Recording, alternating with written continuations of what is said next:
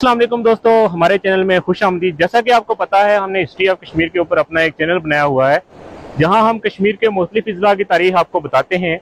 तो आप लोगों के साथ का और आप लोगों के फॉलोअरशिप का बहुत शुक्रिया। आप लोगों ने हमारा भरपूर साथ दिया है। तो आज की इस एपिसोड में भी आपके लिए दिलचस्प तारीख लेके आए हैं। जैसा कि आप देख सकते हैं, मैं दरियाए पूंछ के किनारे पर खड़ा हूँ और ये दरियाए पूंछ कोटली शहर के आसपास से गुजरता हुआ आगे जाके गुलपर हाइडल प्रोजेक्ट में जाके दाखिल हो जाता है।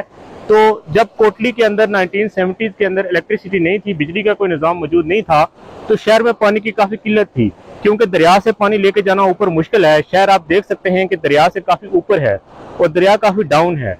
तो इसके लिए गवर्नमेंट ने एक नहर निकाली। आप हैरान होंगे सुन के कि पहाड़ों से नहर कैसे आ सकती है, लेकिन ऐसा हुआ है। हम आपको बताएं, अगर आप इस तरफ देख सकें तो यहाँ पे कुछ पहाड़ हैं।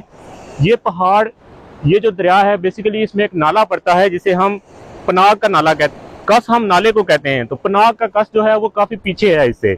वहां से गवर्नमेंट ने एक नहर निकाली जिसे अयूब नहर भी कहा जाता है और वो काफी अच्छे तरीके से तामीर की हुई नहर है।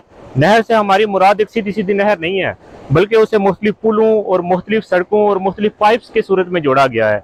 और वो पानी जो आप सामने देख सकते हैं इस पहाड़ी के पीछे, जहाँ मेरी फिंगर पॉइंट कर रही है, यहाँ से वो जिला कोटली के अंदर दाखिल होती थी और वहां से इस जगह को सादा कहते हैं जहां से वो नहर दाखिल होती थी।